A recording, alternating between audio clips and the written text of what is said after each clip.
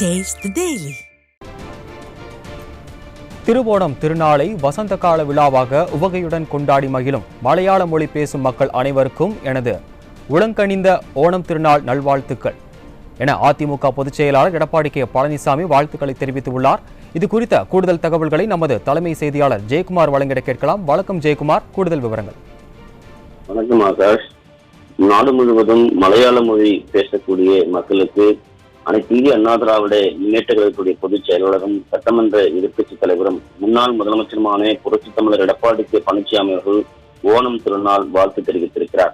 அவர் வெளியிட்டக்கூடிய வாழ்த்துச் செய்தியில் ஓணம், அதாவது திருவோணம் திருநாளை வசந்த கால விழாவாக உவகையுடன் கொண்டாடி மகிழும் மலையாள மொழி பேசும் மக்கள் அனைவருக்கும் எனது உளம் கனிந்த ஓணம் திருநாள் நல்வாழ்த்துக்களை தெரிவித்துக் கொள்வதாக அனைத்து இந்திய அண்ணா திராவிட முன்னேற்ற கழகத்துடைய பொதுச் செயலாளர் புரட்சி தமிழர் எடப்பாடி கே பழனிசாமி அவர்கள் தெரிவித்திருக்கிறார்.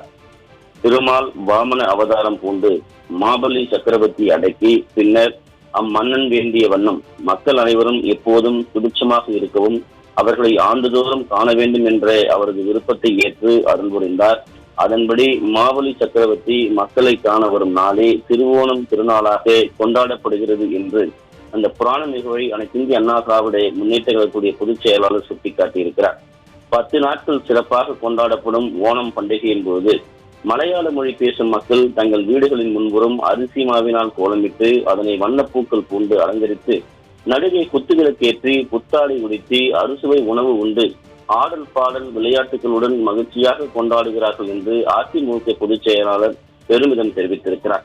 திருவோண திருநாளான இந்த நன்னாளில் இல்லந்தோறும் அன்பும் அமைதியும் நிலவட்டும், மகிழ்ச்சியும் செல்வமும் பெருகட்டும் என்று மனதார வாழ்த்தி மலையாள மொழி பேசும் மக்கள் அனைவருக்கும் புரட்சித் தலைவர் எம்ஜிஆர், புரட்சித் தலைவி அம்மா ஆகியோரது தூய வழியில் அனைவருக்கும் எனது இதயம் கனிந்த ஓணம் திருநாள் வாழ்த்துக்களை மீண்டும் ஒருமுறை உரித்தாக்குகிறேன் என்று அனைத்து இந்திய அண்ணா திராவிட முன்னேற்ற கழகத்துடைய பொதுச் செயலாளரும் சட்டமன்ற எதிர்க்கட்சி தலைவரும் முன்னாள் முதலமைச்சருமான புரட்சித் தமிழர் எடப்பாடி கே பழனிசாமி அவர்கள் விடுத்திருக்கக்கூடிய ஓணம் திருநாள் வாழ்த்துச் செய்தியில் குறிப்பிட்டுள்ளது குறிப்பிடத்தக்கது. ஆகாஷ்,